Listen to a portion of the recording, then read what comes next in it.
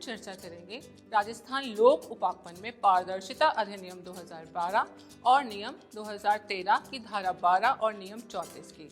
धारा 12 और नियम 34 के अनुसार उपापन संस्था जिस भी विषय वस्तु का उपापन करेगी उसका बोली दस्तावेजों यानी कि बिड डॉक्यूमेंट्स में ठीक से वर्णन किया जाएगा और विषय वस्तु उसकी आवश्यकताओं को पूरा करने वाली हो, वस्तुनिष्ठ हो यानी कि ऑब्जेक्टिव हो और मापने योग्य हो यानी कि मेजरेबल हो।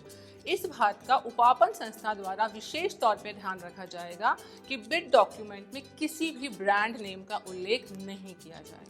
जहां तकनीकी मूल्यांकन पहले करना जरूरी ना हो वहां एकल भाग बोली यानी कि सिंगल पार्ट बिड, और जहां तकनीकी मूल्यांकन पहले करना जरूरी हो वहां द्विभाग बोली यानी कि 2 पार्ट बिड की जा सकेगी और तकनीकी रूप से सफल बोलीदाताओं की ही वित्तीय बोलियां खोली जाएंगी। बोली का मूल्यांकन किन कसौटियों के आधार पर किया जाना चाहिए यानी कि क्या पैरामीटर्स होने चाहिए, इसके मार्गदर्शक सिद्धांत धारा 14 और नियम 35 में दिए गए हैं, जिसके अनुसार बोलियों का मूल्यांकन जो है वो कीमत के आधार पर किया जा सकता है, जिसमें सबसे कम कीमत वाले बोलीदाता यानी कि L1 की बोली अनुमोदित की जा सकती है। बोली गैर कीमत कसौटी जैसे कि गुणवत्ता, आपूर्ति की अवधि, भुगतान की शर्तें, गारंटी, अनुभव आदि के आधार पर भी तैयार की जा सकती हैं। इस प्रकार की गैर कीमत कसौटी यथासंभव वस्तुनिष्ठ यानी कि ऑब्जेक्टिव और क्वांटिफिएबल होनी चाहिए। इसी प्रकार कीमत और गैर कीमत कसौटियों को मिलाकर भी बोली मूल्यांकन की कसौटी तैयार की जा सकती है, जिसे बोली दस्तावेजों यानी कि बिड डॉक्यूमेंट्स में पूर्णतः स्पष्ट किया जाना चाहिए।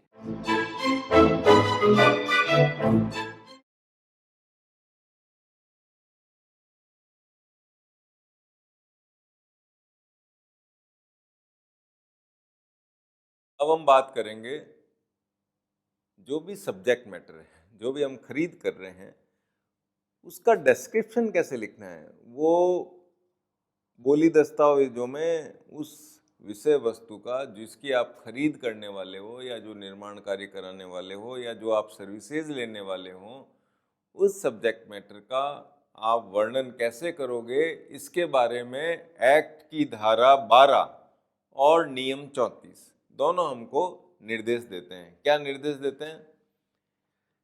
एक तो ये है कि बिड डॉक्यूमेंट के अंदर बिल्कुल स्पेसिफिकली आपको लिखना चाहिए, गोलमाल ना लिखें, बिल्कुल स्पेसिफिक रहें।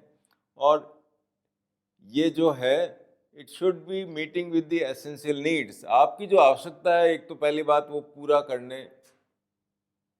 होना जरूरी है। जो भी आपकी आवश्यकता हो वो पूरी करता हो, इस तरह से आप उस विषय वस्तु का वर्णन करेंगे।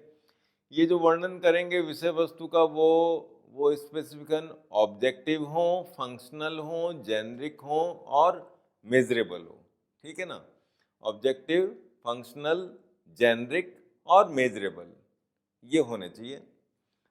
रिलेवेंट स्टैंडर्ड टेक्निकल क्वालिटी और परफॉर्मेंस कैरेक्टरिस्टिक्स ये आपको उसमें ज़रूर देना है। जो भी आपका स्टैंडर्ड टेक्निकल स्पेसिफिकेशन है वो आपको उसमें बिड डॉक्यूमेंट लिखना चाहिए। किस क्वालिटी का चाहिए और कैसी परफॉर्मेंस होनी चाहिए, आप जो विषय वस्तु मांग रहे हैं सब्जेक्ट मैटर, उसके बारे में क्लियर कट आपको लिखना पड़ेगा। ये आप बिडिंग डॉक्यूमेंट में लिखेंगे। और स्पेसिफिकेशंस के साथ साथ कोई भी आपका प्लान है, ड्राइंग है, डिज़ाइन है, मार्किंग है, लेबलिंग है, भाई आपको किस पैकिंग में चाहिए वगैरह वगैरह, ये सारा आपको क्लियर कट बिडिंग डॉक्यूमेंट में लिखना चाहिए, है ना। और इसमें यह भी पाबंद किया हुआ है, सेक्शन 12 और रूल 34 सेक्शन 12 पाबंद करता है कि आप ट्रेडमार्क नहीं लिखेंगे। ऐसे नहीं आप लिख दो गोदरेज का फर्नीचर चाहिए, नो। एक्साइड की बैटरी चाहिए, नो। आप लिखेंगे हमको इस नाप की, इस गेज की चद्दर, फलां, इस ये डिज़ाइन ऐसा चाहिए, ये लिखेंगे आप। ट्रेड नेम नहीं लिखेंगे, ठीक है।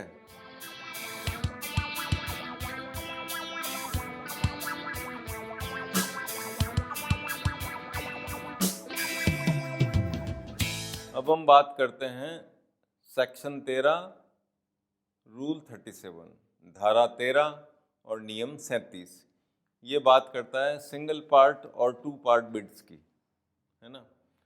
जहाँ पे भी टेक्निकल एस्पेक्ट बहुत ज़्यादा इम्पोर्टेंट हो तो वहाँ पे हम क्या करते हैं, तकनीकी बोलियाँ पहले अलग से बनाते हैं। अगर बहुत ज़्यादा इम्पोर्टेंट नहीं है, बहुत सिंपल है खरीद, तो उस केस में टेक्निकल बिड बनाने की ज़रूरत नहीं है, आप सिंगल बिड ले लें और सीधे प्राइस खोलें और डिसाइड कर दें। लेकिन जहाँ पे भी टेक्निकल पैरामीटर्स बहुत इम्पोर्टेंट होते हैं वहाँ पे हम 2 पार्ट बिड लेते हैं। पार्ट फर्स्ट जो होगा वो टेक्निकल बिड का होगा और पार्ट सेकंड जो होगा वो फाइनेंशियल बिड का होगा। और फाइनेंशियल बिड उसी की खोलेंगे जो टेक्निकल बिड में पास हो गया हो। ठीक है, तो ये सेक्शन 13 और रूल 37, धारा 13 और नियम 37 पार्ट 1 और पार्ट 2 बिड्स के बारे में बात करता है। इसके बाद हम लेते हैं क्राइटेरिया फॉर इवोल्यूशन।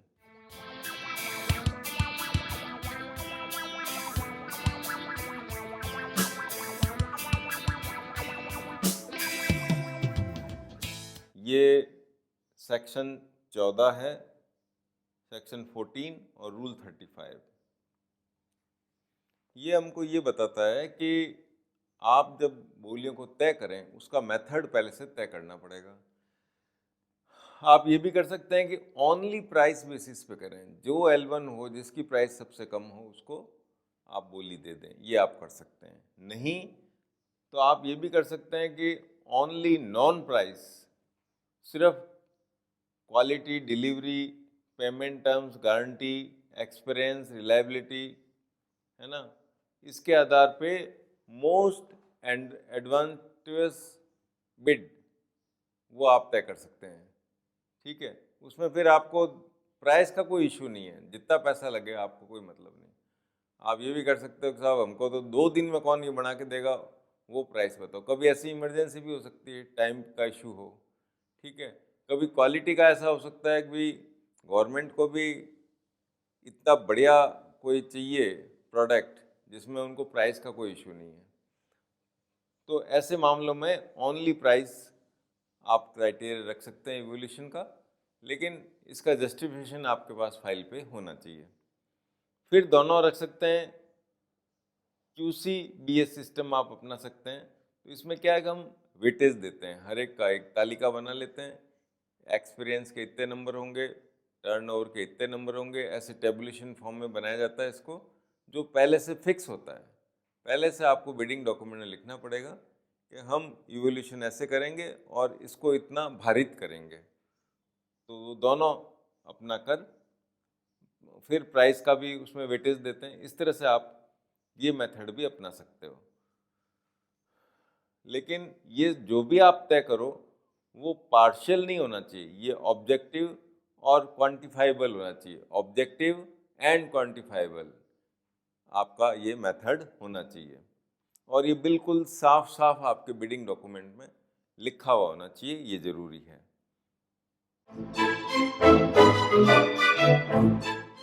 राजस्थान लोक उपापन पारदर्शिता अधिनियम की धारा 15 तथा नियम 69 के अनुसार उपापन संस्था किसी बोली लगाने वाले के साथ बोली के संबंध में कीमत संबंधी कोई बातचीत नहीं करेगी। लेकिन धारा 31 में एकल स्रोत उपापन और धारा 35 में प्रतियोगी बातचीत की पद्धति में उपापन संस्था कीमत संबंधी बातचीत कर सकती है या फिर समूह कीमतें यानी रिंग प्राइसेस प्राप्त होने या प्राप्त दरें प्रचलित बाजार दरों से बहुत अधिक होने की स्थिति में 7 दिवस का नोटिस देकर न्यूनतम बोलीदाता से कीमत संबंधी बातचीत की जा सकती है। वित्त विभाग की अधिसूचना दिनांक 4 सितंबर 2013 की सामान्य सरसंख्या 1 के तहत भी संधि वार्ता कर सकती है। नियम 69 के अनुसरण में आवश्यकता की दशा में बोली मूल्यांकन समिति कारण अभिलिखित करने के पश्चात समय कम कर सकेगी। राजस्थान लोक उपापन में पारदर्शिता अधिनियम की धारा 16 ये कहती है कि संविदा की शर्तें अधिनियम और नियमों के अनुरूप होनी चाहिए और सरकार स्टैंडर्ड बिड डॉक्यूमेंट लागू कर सकती है। धारा 16 के अनुसार राज्य सरकार संविदा के मानक निबंधन और शर्तें विहित कर सकेगी जो उपापन संस्थाओं द्वारा की गई उपापन संविदाओं में जो लागू हो सम्मिलित की जाएंगी। नियम 76 के अनुसार सफल बोली लगाने वाला बोली दस्तावेज में विनिर्दिष्ट कालावधि के भीतर या जहां बोली दस्तावेज में कोई कालावधि विनिर्दिष्ट नहीं की गई हो वहां उस तारीख से 15 दिवस के भीतर नॉन जुडिशियल स्टाम्प पर एग्रीमेंट करना होगा। यदि बोली लगाने वाला उपापन संविदा में हस्ताक्षर करने में विफल रहता है या अपेक्षित कार्य संपादन प्रतिभूति देने में विफल रहता है तो उपापन संस्था सफल बोली लगाने वालों के विरुद्ध अधिनियम या इन नियमों के उपबंधों के अनुसार कार्यवाही करेगी। यदि बोली लगाने वाला उपापन संविदा में हस्ताक्षर करने में विफल रहता है या अपेक्षित कार्य संपादन प्रतिभूति देने में विफल रहता है तो उपापन संस्था सफल बोली लगाने वालों के विरुद्ध अधिनियम या इन नियमों के उपबंध के अनुसार कार्यवाही करेगी। उपापन संस्था ऐसे मामलों में उपापन प्रक्रिया रद्द कर सकेगी या न्यूनतम या सर्वाधिक लाभप्रद दरों पर अगले न्यूनतम या सर्वाधिक लाभप्रद दर की बोली लगाने वालों को स्वीकृति का प्रस्ताव दे सकेगी। राज्य सरकार द्वारा संधारित राज्य लोक उपापन पोर्टल पर उपापन संस्था को नियम 4 व धारा 17 के अनुसार बोली प्रक्रिया से संबंधित समस्त दस्तावेज जैसे बोली आमंत्रण सूचना, बोली दस्तावेज, प्रीबिड मीटिंग के परिणाम, तकनीकी बोलियों का तुलनात्मक चार्ट, वित्तीय बोलियों का तुलनात्मक चार्ट, अपील तथा कार्यादेश आदि अपलोड आवश्यक है।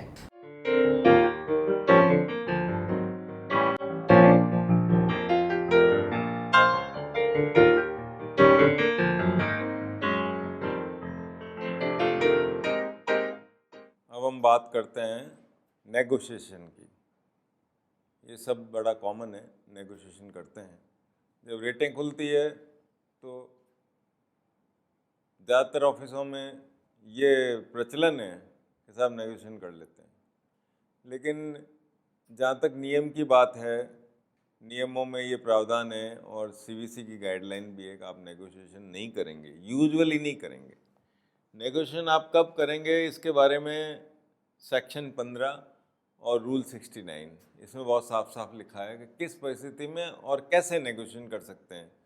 मतलब टेंडर खुलने के बाद अगर प्राइस आपको ज़्यादा लगती है तो उस केस में आप नेगोशिएशन करते हैं, और उसका मेथड क्या है वो बहुत क्लियर कट बता रखा है। वैसे तो 2 मेथड हैं, जैसे आप सिंगल सोर्स में जब भी जाते हैं तो उसमें नेगोशिएशन आप कर सकते हैं, करना ही होता है। और सेक्शन 35 कॉम्पिटिटिव नेगोशिएशन, ये एक मेथड है जिसका नाम ही कॉम्पिटिटिव नेगोशिएशन है। तो उसमें तो आप दर खुद भी तय उससे ही करते हैं, नेगोशिएशन से ही, है ना। अब बात यह है कि नेगोशिएशन करने का सोच लें तो कब करें। पहली बात तो ये है कि नेगोशिएशन सिर्फ L1 के साथ हो सकता है। ये भूल ना करें कि सबको बिठा लें, सबसे रेटें पूछनी चालू करें, बिल्कुल गलत है। आप सिर्फ नेगोशिएशन करेंगे तो L1 से करेंगे, न्यूनतम बोली दाता से ही नेगोशिएशन किया जाएगा, नंबर 1। फिर कब करेंगे वो भी जरूरी नहीं है करो आप। कब करोगे? आप करोगे जब रिंग प्राइसेज हो, आपको लगे पूल बना लिया है ठेकेदारों ने और मिल के रेट दी है तो आप करोगे। नंबर 2, अगर मार्केट राइट काफ़ी कम है और जो दरें प्राप्त हुई वो काफ़ी ज़्यादा हैं तुलनात्मक रूप से, तो आप नेगोशिएट कर सकते हो, ठीक है। या फिर जो बिडर्स में जो रेटें दी है उनमें बहुत ज़्यादा वेरिएशन है, ठीक है ना, वेरिएशन बहुत ज़्यादा हो तो भी कर सकते हैं। इस तरह से 2-3 कंडीशन दे रखी है, ये फुलफिल हो रही हो तो ही आप नेगोशिएशन करें, और करें तो सिर्फ L1 से शुरुआत करें, पहला हक उसका है, ठीक है। वो ना दे दे कि मेरे को नेगोशिएशन नहीं करना या आपकी रेट पे मैं जो काउंटर ऑफर है उस पर काम नहीं करने को तैयार नहीं हूँ, तो उस केस में आप फिर L2 L3 उससे आप कर सकते हैं। नॉर्मली आप 7 दिन का टाइम देंगे, और अर्जेंसी हो तो सेम डे को भी कर सकते हो, सेम टाइम कर सकते हो अर्जेंसी हो, लेकिन उसको सूचित हो जाना चाहिए, L1 को सूचित हो जाना चाहिए, और वो राजी हो, हाँ साहब आज नेगोशिएशन कर दो तो आज ही कर लो, कोई ना नहीं, ठीक है। इसके बाद है कि अगर वो ना करे, आपके हिसाब से जो रेट आनी चाहिए वो नहीं आई है, तो फिर काउंटर ऑफर L2 को भी दे सकते हो, उसके मना करने के बाद, L1 के मना करने के बाद। L2 को दे सकते हो, L3 को दे सकते हो, ऐसे आगे से आगे बढ़ता जाएगा। ये नेगोशिएशन का मेथड तय हो रखा है, ठीक है।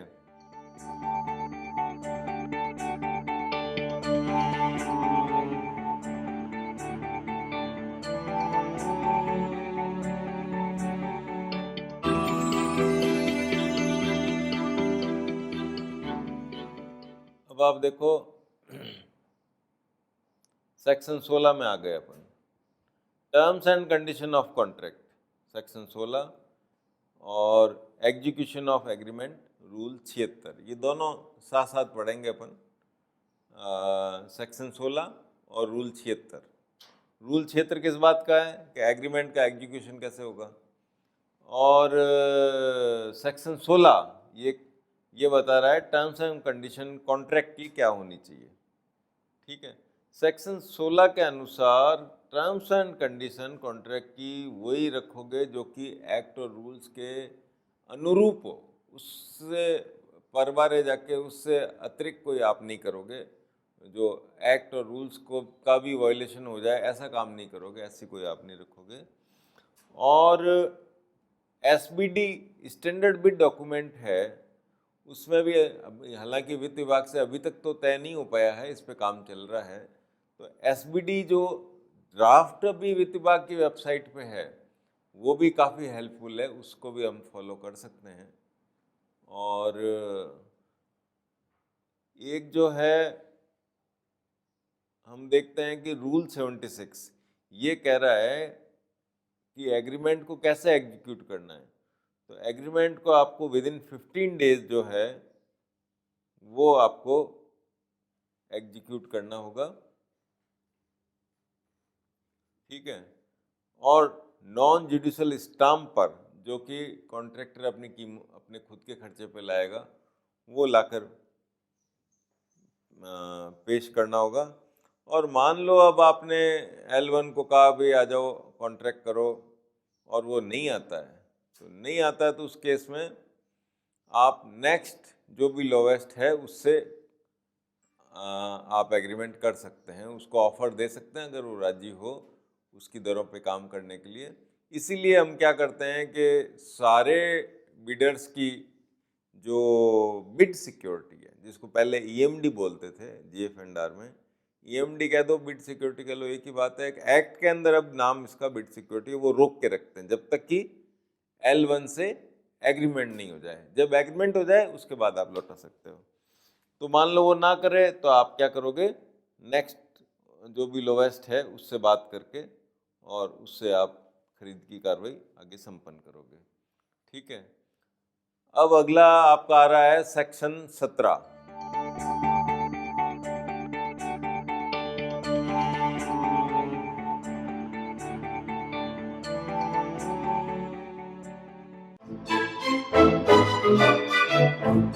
राज्य सरकार द्वारा संधारित राज्य लोक उपापन पोर्टल पर उपापन संस्था को नियम 4 व धारा 17 के अनुसार बोली प्रक्रिया से संबंधित समस्त दस्तावेज जैसे बोली आमंत्रण सूचना, बोली दस्तावेज, प्रीबिड मीटिंग के परिणाम, तकनीकी बोलियों का तुलनात्मक चार्ट, वित्तीय बोलियों का तुलनात्मक चार्ट, अपील तथा कार्यादेश आदि अपलोड आवश्यक है।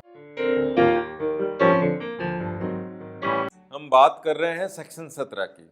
ये बहुत ही महत्वपूर्ण एक धारा है Rajasthan transparency in public procurement act की धारा 17 ये पाबंद करती है कि जो भी टेंडर की एक्टिविटी होगी उसको आम जनता को उपलब्ध कराने के लिए इसमें इस पोर्टल पर प्रदर्शित की जाएगी। देखिए सेक्शन 17 और रूल 4 मैंने आपको बताया भी था कि हमको जो भी विषय हम पढ़ रहे हैं, जिस विषय पे भी हमारा काम पड़ा है, उस विषय पर एक्ट और रूल्स दोनों में हमको देखना होता है। तो रूल 4 में हम जाते हैं तो रूल 4 कह रहा है कि आप सेक्शन 17 को फॉलो करें। सेक्शन 17 ये कह रहा है कि सभी तरह की इंफॉर्मेशन जो टेंडर रिलेटेड हैं, टेंडर शब्द बार बार इसलिए आता है मुंह पे क्योंकि पुराना शब्द है, टेंडर की जगह अब बिड बोलना चाहिए हमें। तो जो भी बिड हम करते हैं उससे रिलेटेड सारी इंफॉर्मेशन हर स्टेज पे इस पोर्टल पे हमको अपलोड करनी है। कौन कौन सी स्टेट, देखो शुरू में जब हम NIB करते हैं, शुरुआत वहाँ से होती है। आपको notice inviting for bid NIB इसको अपलोड करना है, नंबर 1। ये अपलोड करने के बाद अगला स्टेज आता है टेक्निकल बिड का। टेक्निकल बिड के रिजल्ट्स आपको अपलोड करने होते हैं, और इसके बीच में एक और स्टेप है, वो है प्री बिड मीटिंग्स का। अगर आपने प्री बिड मीटिंग रखी है तो उस प्री बिड मीटिंग के परिणाम जो भी हैं प्रोसीडिंग के रूप में, वो आप इसमें अपलोड करेंगे। किस पर? SPPP पोर्टल पर। ठीक है, प्री बिड मीटिंग के आपने परिणाम इस पर अपलोड कर दिए, फिर टेक्निकल बिड के रिजल्ट आपने अपलोड कर दिए। जो ही टेक्निकल बिड के रिजल्ट आप अपलोड करते हैं, हो सकता है किसी को तकलीफ हो, आपने किसी को टेक्निकल बिड में आउट करा हो, तो वो अपील कर सकता है। अब मान लो किसी ने अपील कर दी, तो आप क्या करेंगे? आप उस अपील के जो भी अपील है उसको और उसका जो भी रिजल्ट है वो अपलोड कहाँ करेंगे? SPPP पोर्टल पे करेंगे। किस लिए करेंगे? ताकि सबको पता चले। इस पोर्टल की धारा 17 में जो पोर्टल मेंटेन हो रहा है, उसका मुख्य उद्देश्य है पारदर्शिता। और आप जानते हैं कि इस एक्ट का नाम ही पारदर्शिता है। राजस्थान लोक उपापन में पारदर्शी, ये ट्रांसपेरेंसी एक्ट है। खरीद में होने वाली सारी प्रक्रियाओं को ट्रांसपेरेंट तरीके से आम जनता तक पहुंचाने का इसका उद्देश्य है, ताकि खरीद में कोई गड़बड़ी नहीं हो, प्रिक्योरमेंट में कोई गड़बड़ी नहीं हो। मेरे खरीद शब्द को बार बार बोलने से आप कंफ्यूज नहीं हुए, मैं प्रिक्योरमेंट के बारे में बात कर रहा हूँ, जिसके अंतर्गत खरीद भी शामिल होती है, लीज पे लेना शामिल है, निर्माण कार्य लेना शामिल है, कोई सेवाएं लेना शामिल है। प्रिक्योरमेंट से मतलब है मेरा। तो प्रिक्योरमेंट रिलेटेड आपको सारे स्टेप्स टेंडर के इसमें अपलोड करते जाने हैं, ताकि लोग बाग देखते रहें। टेक्निकल बिड आपने अब अपलोड कर दी, उसके बाद मान लो कोई अपील हो गई तो वो भी आपने अपलोड कर दी, उसका परिणाम अपलोड कर दिया। उसके बाद जब आप फाइनेंशियल रिजल्ट्स, वित्तीय बोलियों के परिणाम इस पे अपलोड करेंगे, और वित्तीय बोलियों का अपलोड करने के बाद जो भी आप वर्क ऑर्डर देते हैं वो आपको इसमें अपलोड करना है। ठीक है ना, ये सारी चीज़ें आपको इसमें अपलोड करनी है। फिर आपने अगर किसी को बिड प्रक्रिया से बाहर निकाला है, कोई किसी ने गड़बड़ी करी और आपने उसको विवर्जित कर दिया, हिंदी में जिसको डिबार को विवर्जित बोलते हैं, तो आपने अगर किसी को विवर्जित किया है बोली प्रक्रिया से, तो भी आपको इसमें अपलोड करना है, ताकि लोगों को जानकारी मिलती रहे। तो ये जो SPPP पोर्टल है, ये मेंटेन करने का काम SPFC सेल करता है, state procurement facilitation cell. SPFC cell करेगा। अब हम नेक्स्ट स्लाइड देखेंगे।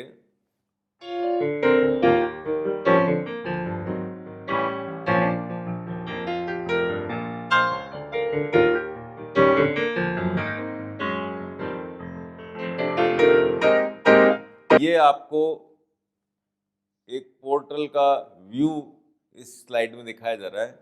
हमारा जो SPFC सेल जो पोर्टल मेंटेन करता है वो इस तरह का होता है।